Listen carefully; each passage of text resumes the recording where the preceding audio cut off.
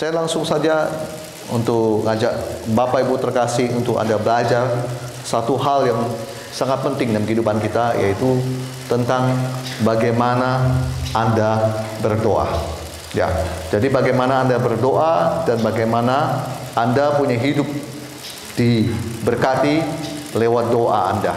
Oke, Bapak Ibu terkasih, saya melihat ada sebuah ayat ya di Matius pasalnya yang ke-7.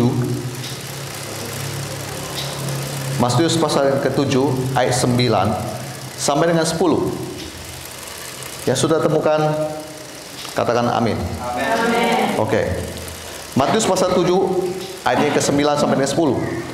Adakah seorang daripadamu yang memberi batu kepada anaknya jika ia meminta roti, atau memberi ular jika ia meminta ikan? Ini pertama yang saya mau bahas, yaitu Bapak Ibu terkasih. Bapak Ibu terkasih harus tahu, doa kita itu adalah sesuatu yang didasarkan oleh hubungan. Saya ulang, doa kita didasarkan dengan hubungan. Hubungan antara anak dengan Bapa.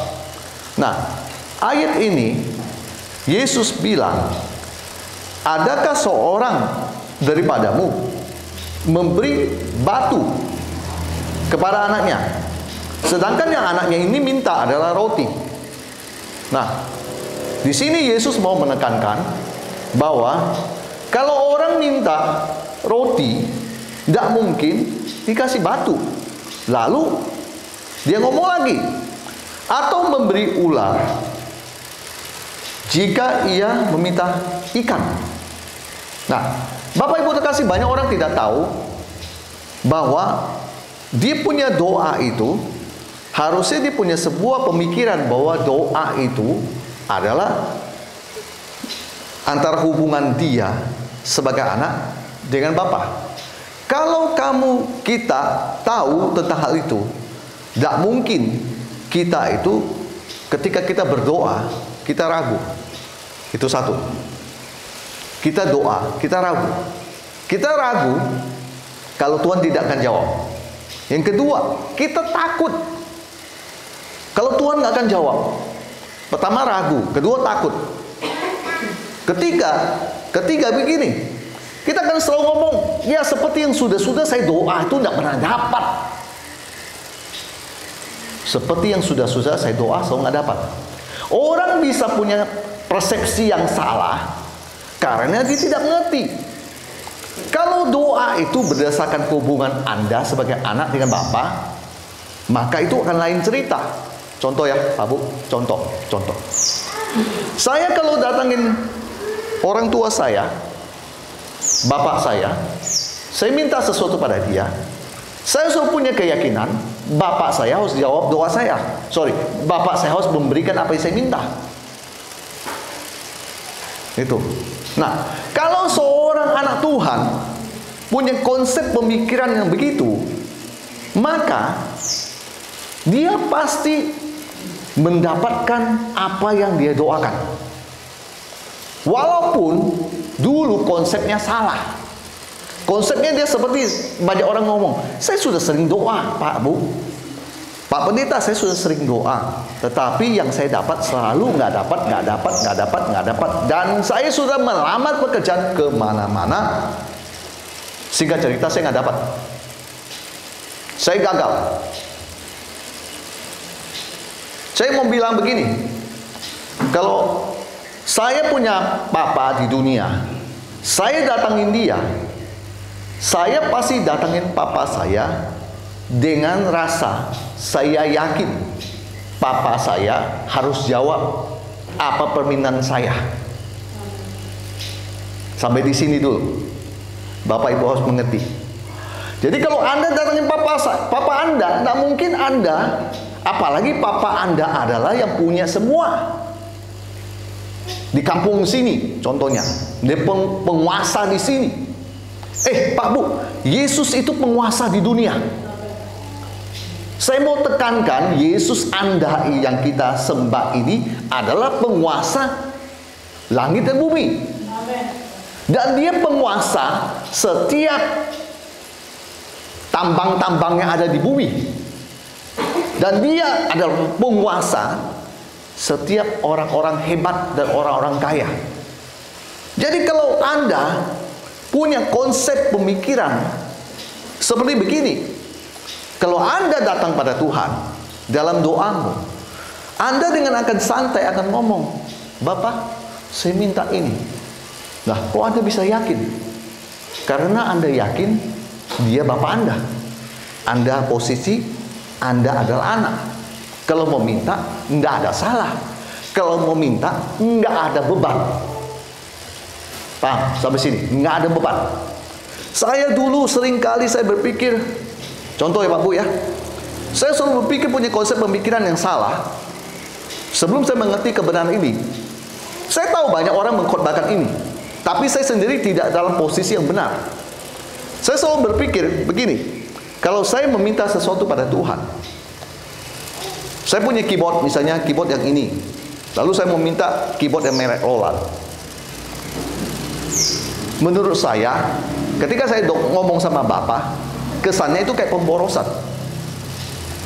Dengan baik, kesannya kayak pemborosan.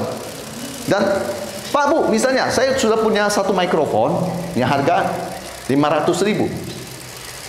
Lalu ketika mata saya melihat ada satu mikrofon dengan kapasitas yang lebih luar biasa, harganya 3 juta.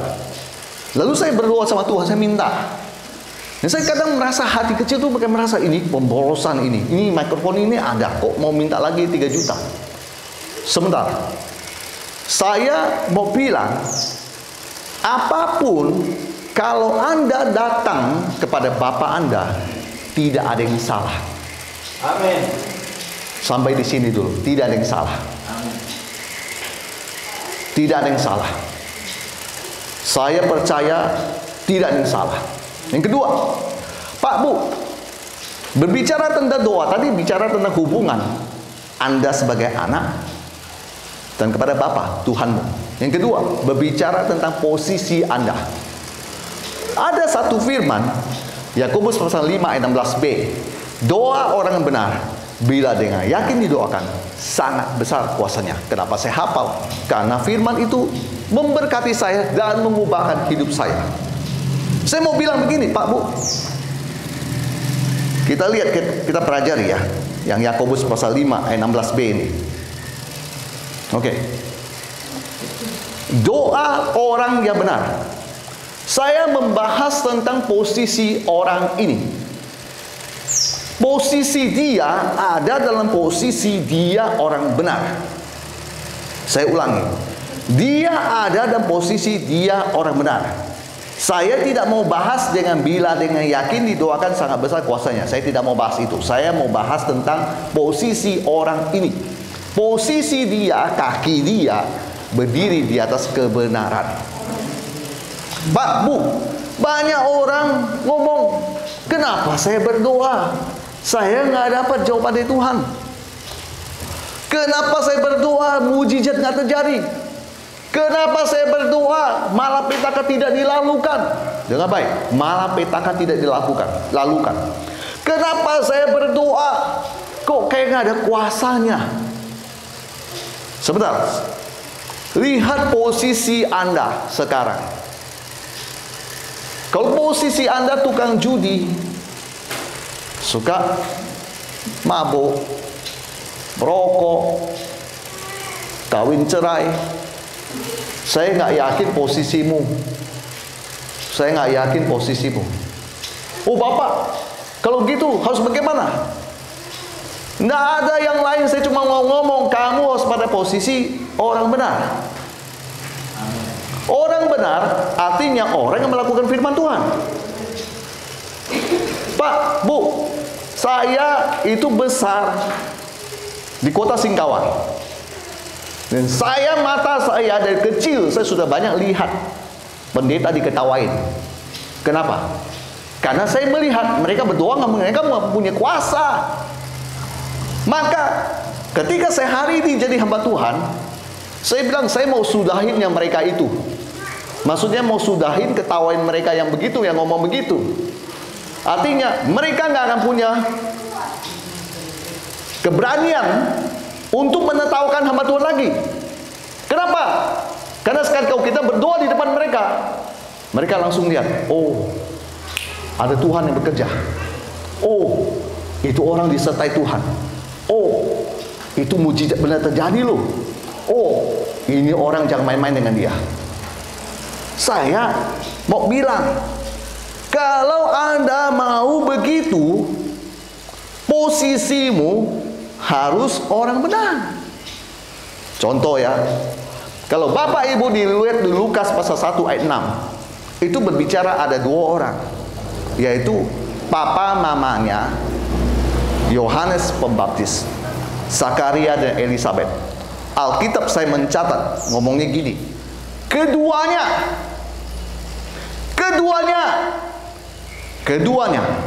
adalah benar di hadapan Tuhan dan hidup menurut segala perintah dan ketetapan Tuhan dengan tidak bercacat. Itu Zakaria dan Elisabet. Masih ada lagi. Bapak Ibu pasti tahu orang ini. Orang ini Tuhan bikin sejarah dalam hidup dia. Dia bikin perahu besar dan orang lain mati semua, cuma dia dan keluarganya selamat. Orang itu namanya Nuh. Kejadian pasal 6 ayat 9. Alkitab saya mencatat begini, Nuh adalah seorang yang benar, dengan baik, dan tidak bercela di antara orang-orang sezamannya. Dan Nuh itu hidup bergaul dengan Tuhan. Dua orang saya kasih. Saya tambah lagi satu orang, 3.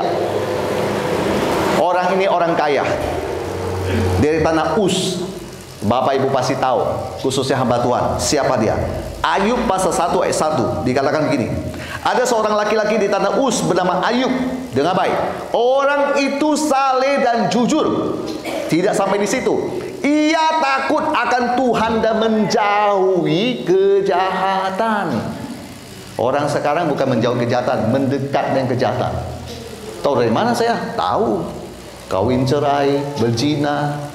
Tidak menjauhi kejahatan, mendekat. Inggrisnya lebih bagus lagi. Dia bilang kan saleh dan jujur kan. Di Inggrisnya ngomong gini, was perfect and upright, and one that fear God. Satu orang yang takut akan Tuhan. Pak, Bu, posisimu tuh tolong diperbaiki. Kalau doamu mau dijawab oleh Tuhan, posisimu tolong diperbaiki.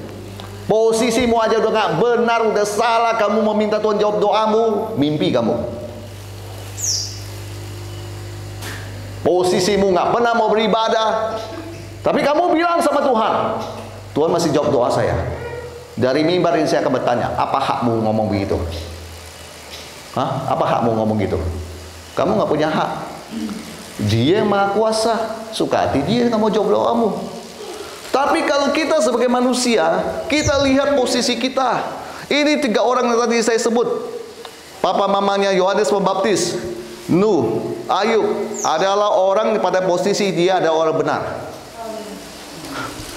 Dia orang takut akan Tuhan. Bapak Ibu terkasih, saya ini penginjil.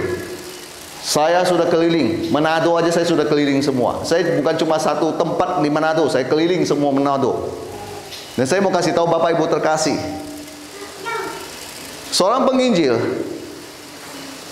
dia harus tahu kemana-mana dia sendiri sangat rentan dengan dosa. Tetapi saya sudah tahu itu dari jauh hari. Dan saya mau seperti mereka ini. Posisi saya adalah menjauhi kejahatan. Saya mau pelayanan saya, kalau saya tumpang tangan buat orang sembuh. Dan Tuhan harus mengkonfirmasi itu bahwa itu adalah firman Dia. Letakkan pada orang tangan orang sakit, orang itu akan disembuhkan. Itu kan perkataan Tuhan Yesus. Itu kan perkataan Tuhan. Kamu akan memegang ular, kamu akan ini minum racun maut, kamu tidak akan apa-apa itu semua dan sebagainya. Tapi orang-orang hari ini akan mengklaim, Markus pasal 16 ini mengklaim, tapi tidak ada yang terjadi. Kenapa? Posisi dia bukan orang benar. Tuhan bilang, apa urusanmu? Kau pakai firmanku. Kamu melakukan kejahatan. Kamu nggak punya hak atas suaraku. Suaraku adalah untuk orang melakukan firman Tuhan. Amin. Amin. Saya mau hidup saya, pelayanan saya Tuhan berkati. Makanya saya tidak mau dengan hal-hal yang tidak benar. Saya mau hidup menjauhi kejahatan. Saya mau posisi saya ketika saya berdoa, iblis tidak bisa mendakwa saya, dan iblis tidak akan ngomong, kemarin kamu baru pacaran sama cewek di tetangga kamu tuh. Kamu sekarang doa ke orang. Iblis bilang, saya sudah tahu kamu. Kita didakwah. Kamu mau nasihati orang mau bercerai? Kamu saja sudah cerai 2 kali. Iblis akan ngomong itu dan membuat kamu tidak layak. Ibu-ibu ketawa, tapi ini adalah fakta. Bagaimana mulut kita bisa bersaksi sendiri kita tidak melakukan kebenaran firman Tuhan. Saya ulang, bagaimana kau bisa bersaksi kamu sendiri tidak melakukan? Makanya kamu jadi sasaran empuk si iblis, terus serang kamu. Orang tidak ke gereja, mau nasihati orang mau ke gereja, gimana? Orang tidak baca Alkitab, setiap hari mau menasihati orang baca Alkitab. Nggak akan bisa, Pak Bu, nggak akan bisa. Pak Bu, saya setiap hari Pak Bu mengkonsumsi Alkitab sampai hari. Saya nggak peduli Bapak Ibu ngomong apa. Saya cinta firman Tuhan. Saya mau hidup dalam kebenaran. Saya mau menjauhi kejahatan. Maka ketika saya sudah dalam posisi orang benar, Yakobus pasal 5 ayat 16b, saya cuma tambah dengan kata bila dengan yakin didoakan. Akibatnya sangat besar kuasanya. Bapak Ibu nggak percaya. Saya banyak bukti untuk saya kasih ke Bapak Ibu untuk melihat sederetan bagaimana Tuhan membuat kuasa-kuasa yang aneh-aneh, yang nggak masuk akal, tapi dia melakukan, pulih, sembuh, diberkati. Saya banyak melihat itu. Pak Bu, apa yang membuat kita ini mau terus ikut Tuhan? Saya nggak mau munafik, karena saya diberkati Tuhan. Saya mau ikut Tuhan terus, karena saya diberkati Tuhan. Oh Pak, itu hatinya Bapak masih belum tulus. Daripada Anda munafik, ngomong ikut Tuhan, tapi nggak ikut Tuhan. Kalau saya terus apa adanya. Tuhan tahu hati saya kok. Saya nggak mau munafik. Saya di depan Tuhan saya akan ngomong. Saya mau ikut Tuhan karena saya diberkati oleh Tuhan. Dan alasan yang berikutnya pasti ada. Saya mengikuti Tuhan karena memang saya sudah ditebus dan saya sudah mengasihi Tuhan sepenuh hati. Di samping berkat. Pak, Bu, saya ulangi kembali. Pastikan posisimu harus benar. Kamu perlu apa sama Tuhan hari ini? Kamu perlu kesembuhan dari Tuhan, kamu pasti akan mendapatkannya. Kamu butuh kekayaan dari Tuhan, kamu pasti mendapatkannya. Kamu butuh peluasan daerah, kamu pasti mendapatkannya. Kamu perlu apa? Wilayah pelayananmu tambah luas, tambah besar, kamu pasti mendapatkannya. Jangan kita ini hidupnya nggak benar, hidupnya tidak pada posisi orang benar. Satu sisi kita berjanji sama orang A, besok kita ngomong B, besok kita ngomong C.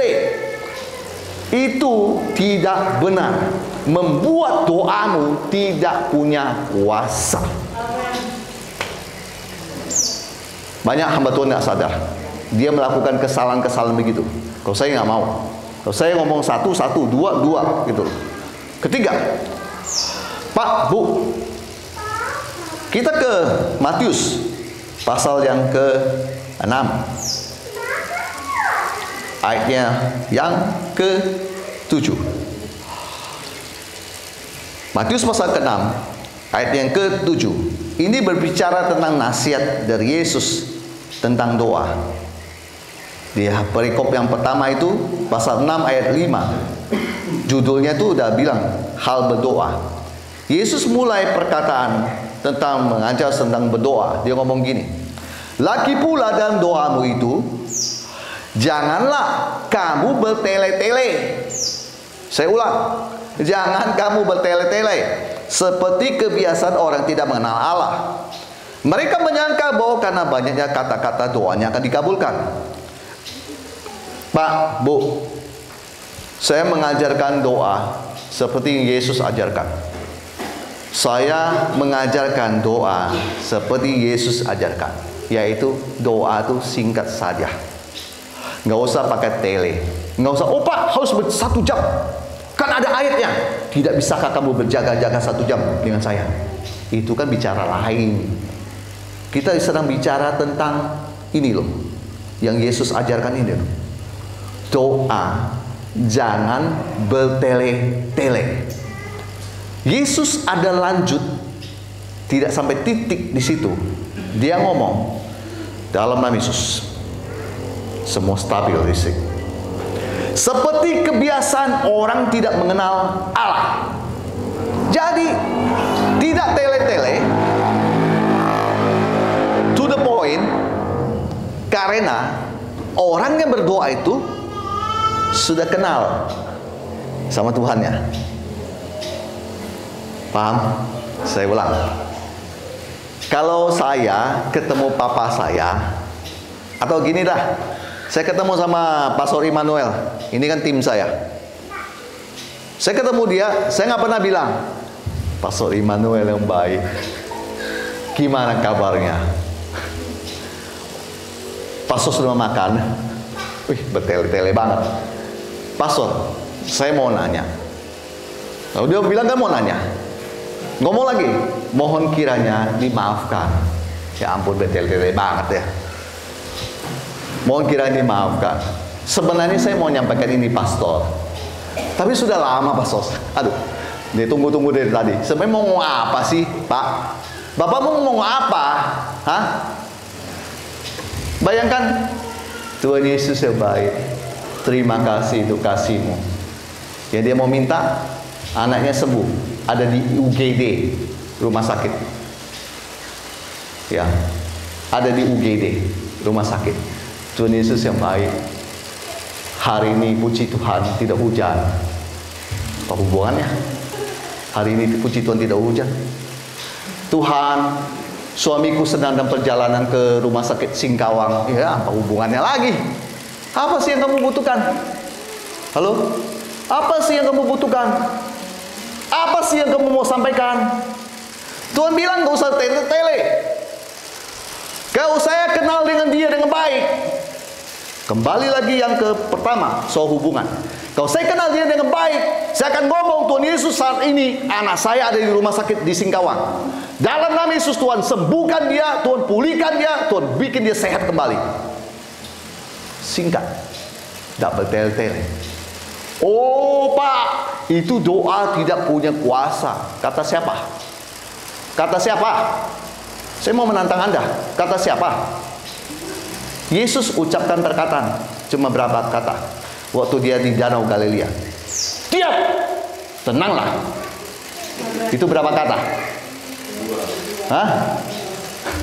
Itu doa sangat singkat loh. Harusnya Tuhan Yesus seperti kayak kalian gitu.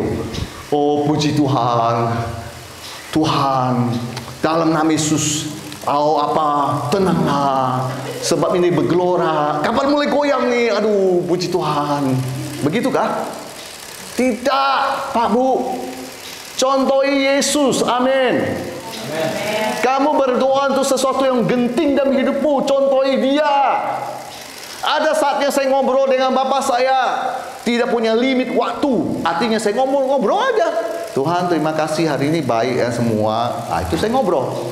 Itu termasuk doa, benar. Tetapi saya mau bilang, doa yang saya maksud ini adalah doa kamu meminta sesuatu pada Tuhan.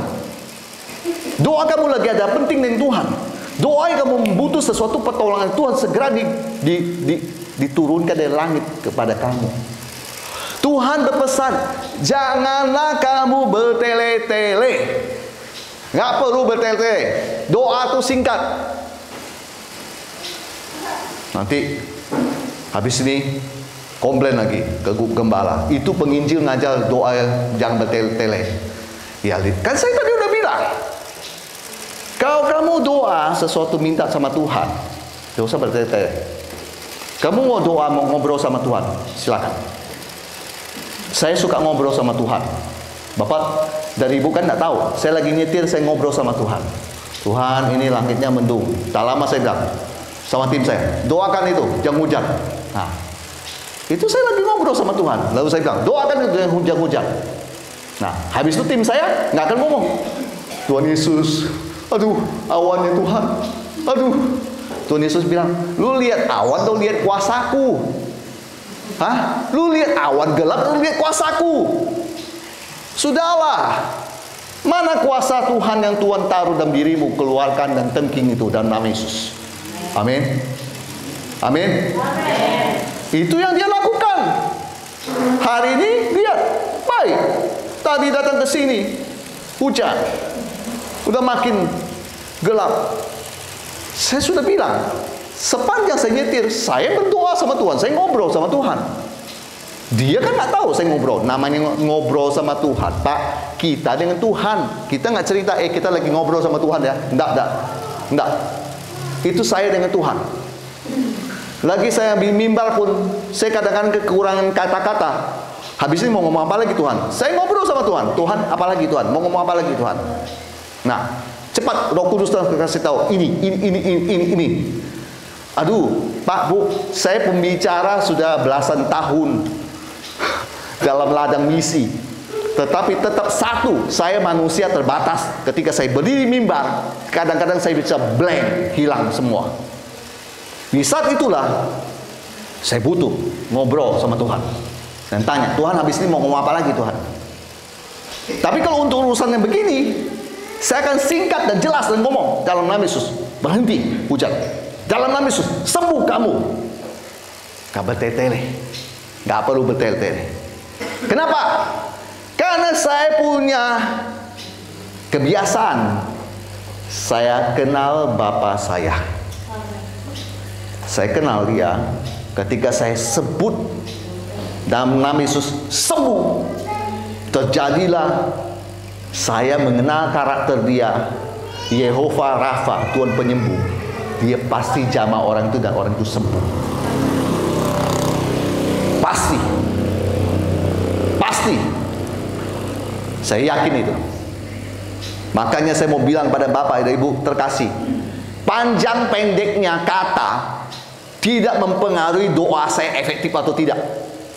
Tetapi yang saya tahu, doa didasarkan pengenalan hubungan yang baik dengan Tuhan itu membuat doa saya penuh kuasa. Cukup singkat, diam, tenanglah. Maka itu terjadi, diam, tenang. Diberkati dalam nama Yesus. Diberkati, sembuh dalam nama Yesus. Cuma tunjuk itu, sembuh dalam nama Yesus. Dia pulang sembuh. Nggak bilang apa, nggak bilang itu. Nggak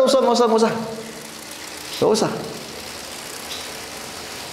Saya minta hambanya yang tadi main keyboard, standby kamu. Saya sudah mau selesai.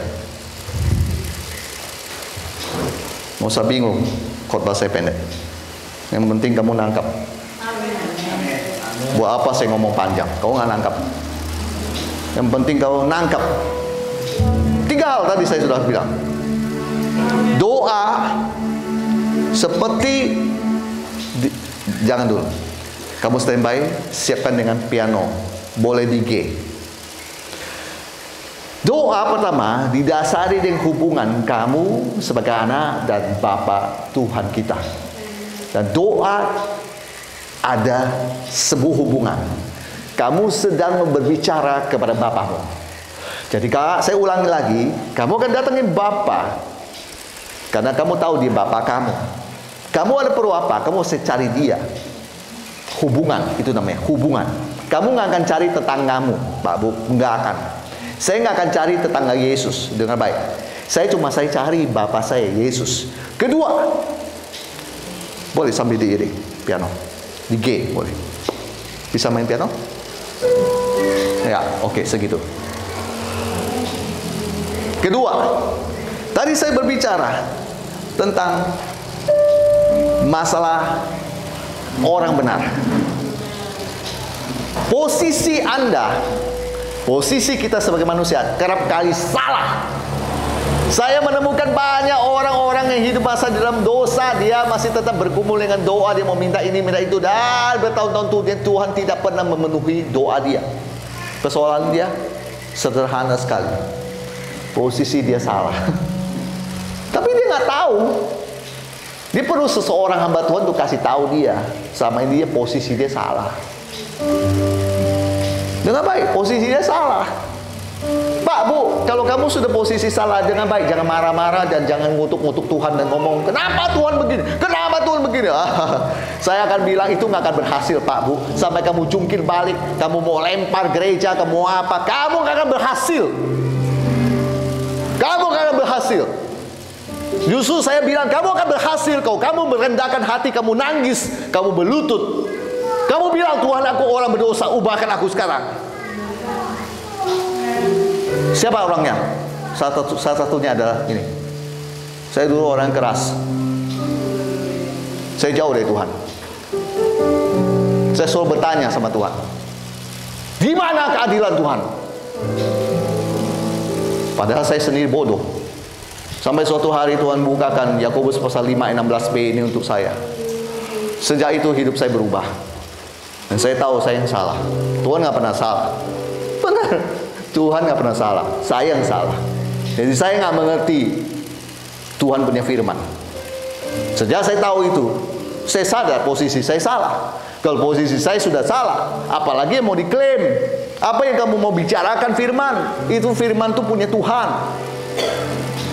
Kau bisa pakai firman untuk hidupmu kalau posisimu benar. Dengan baik. Kamu bilang, oleh biru-birunya aku sembuh. Tetapi kamu masih hidup dalam dosa, mabuk. Kamu nggak akan sembuh. Kenapa orang-orang mabuk kalau maju ke depan? Dia minta doakan dia sakit di sini, sakit di mana. Saya nggak tertarik. Tapi saya akan ngomong, kamu mau bertobat atau tidak? Itu aja perkataan saya. Kamu mau marah karena saya nggak mau doakan kesembuhan kamu? Terserah.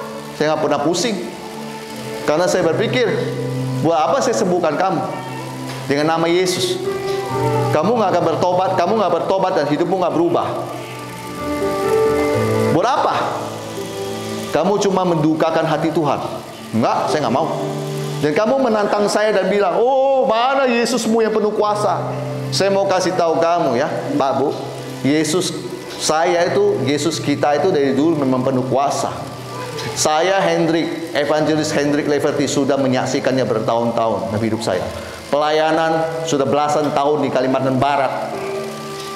Saya sudah banyak melihat mujizat yang aneh-aneh. Orang kaki panjang pendek didoakan langsung panjang.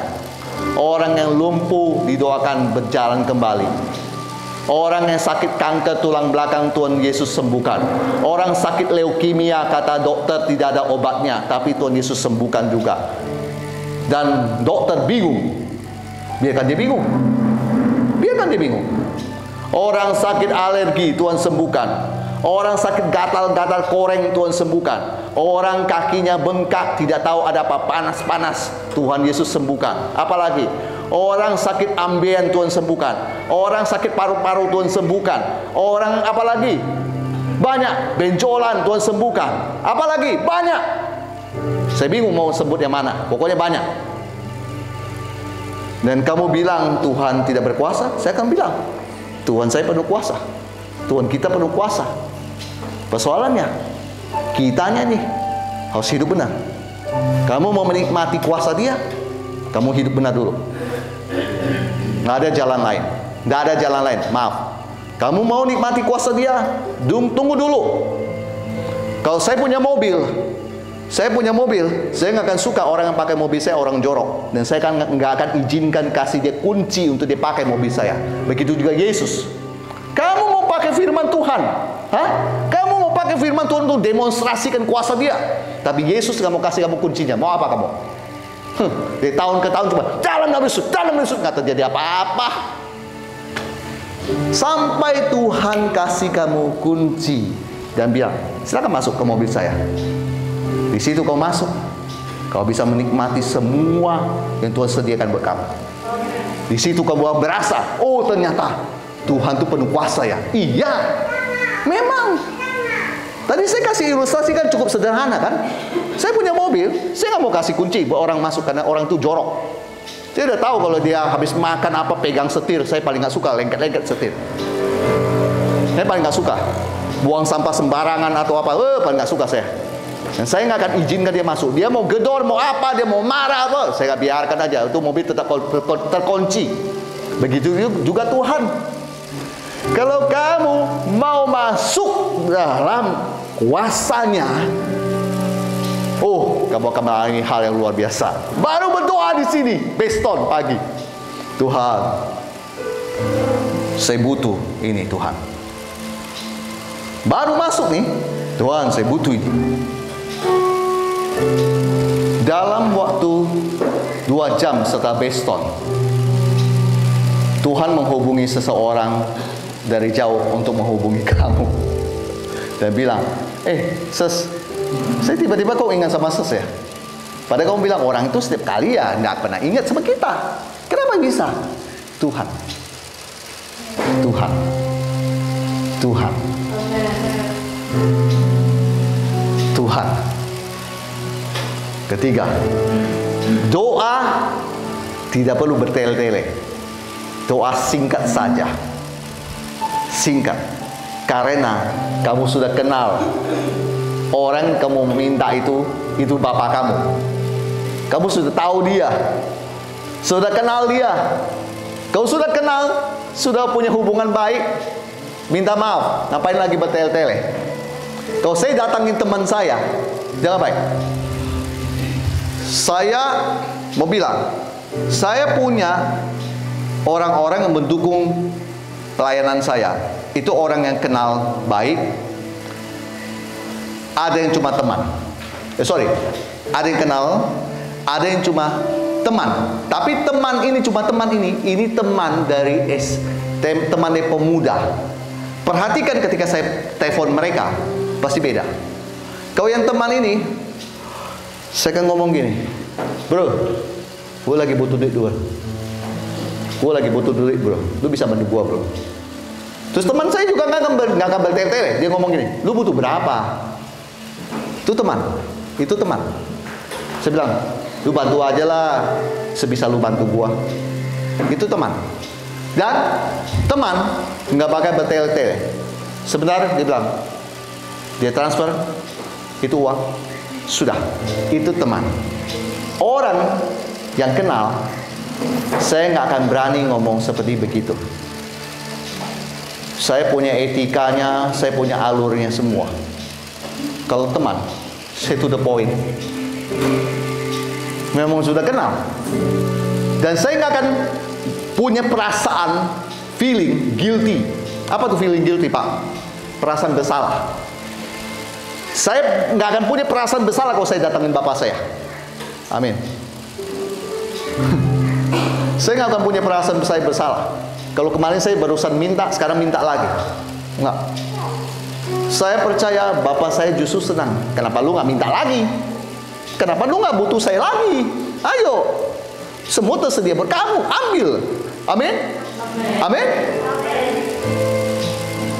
Kembangkan kebiasaan. Kalau kamu berdoa, jangan bertele-tele. Kalau butuh sesuatu dari Tuhan, minta to the point. Minta to the point dengan kebiasaan kamu kenal dia. Saya tutup. Bukan karena berkat banyaknya, panjangnya doa kamu. 1 jam, 2 jam, 3 jam Tuhan akan jawab. Bikin simple sajalah. Kalau Yesus yang kau percaya bisa menjawab kamu 5 menit, ngapain Yesus menjawab kamu 3 jam? Amin. Yesus yang saya percaya bisa menjawab saya dalam hitungan detik. Itu saya percaya. Tidak percaya, saya kasih contoh. Saya tutup. Ini benar-benar saya tutup. Sini saya sering saksikan di mana-mana. Suatu hari saya punya kebutuhan 5 juta. Ya, namanya hamba Tuhan. Kita nggak bekerja, Pak Bu. Bapak Ibu kan tadi nggak mendengar perkenalan saya. Saya tidak bekerja. Saya tidak punya kerjaan. Saya tidak punya bisnis. Saya tidak punya dagangan. Saya full time. Saya full time seorang penginjil. Singkat cerita, suatu hari saya punya kebutuhan 5 juta. Itu 5 juta itu kebutuhan. Tapi bukan kebutuhan mendesak ya, seperti bayar PAM, tagihan telepon, apa internet, apa enggak. Itu udah menyangkut misalnya ganti ban mobil lah, apalah inilah itu. Itu sebenarnya kebutuhan yang sudah banyak, sudah ada di list saya. Saya biasa kalau soal uang, saya nggak pernah banyak cerita sama istri saya. Dan istri saya ya puji Tuhan, lihat aja mukanya tetap fresh, imut-imut, ya kan? Kenapa? Karena istri dia tidak pernah merasakan seperti saya berdoa terus, Tuhan tolong ini gimana dan sebagainya. Ya saya nggak mau dia pusing. Saya bilang sama dia, biarin aja dia begitu, biar dia tetap happy aja daripada dua-dua dia stres. Kasihan kan, dua-duanya stres. Jadi saya ketika di pasar sedang mengantar dia belanja, dia lagi sibuk belanja, sedangkan saya di mobil nyalakan AC sambil saya berdoa. Yakobus pasal 5 ayat 16b ini adalah doa saya. Tuhan, aku minta dalam nama Yesus, aku sekarang dalam posisi orang benar. Dan aku percaya, bilang dengan yakin didoakan, doaku ini penuh kuasa Tuhan. 5 juta Tuhan, minta. Saya nggak bilang terserah Tuhan. Dengan baik, saya nggak pernah ngomong terserah Tuhan. Saya ngomong 5 juta Tuhan. Saya nggak bilang terserahlah Bapak berkehendak. Nggak ada terserah Bapak. Saya punya keinginan 5 juta.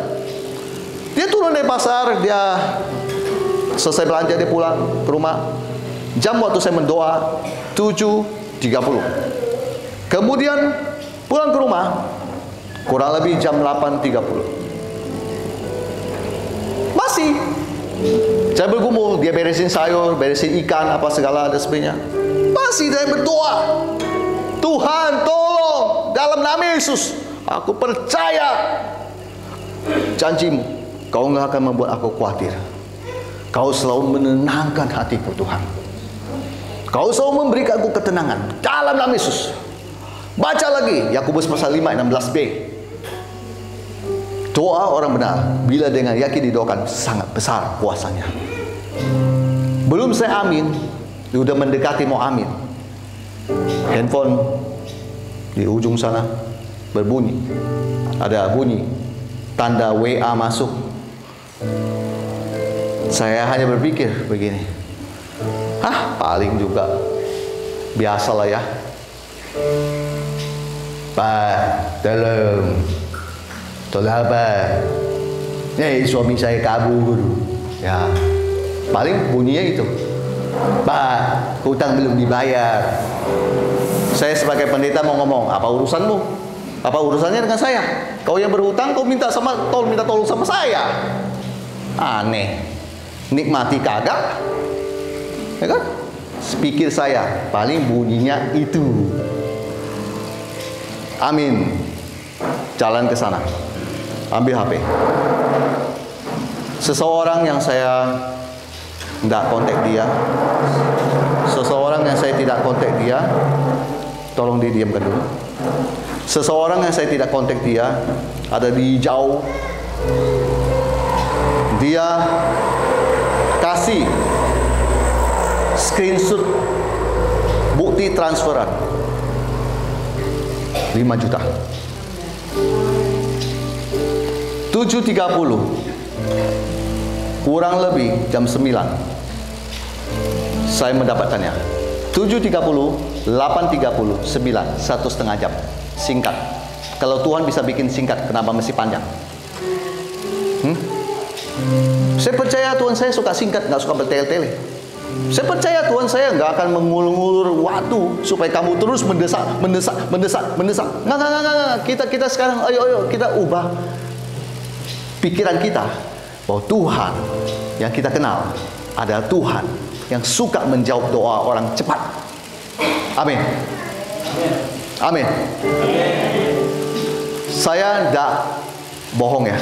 Semua yang saya ceritakan di sini kesaksian saya itu didasari hubungan saya dengan Tuhan. Saya bisa punya cerita begini karena saya ngalami. Ya, Bapak Ibu, kalau mau ngalami, silakan ngalami. Haleluya.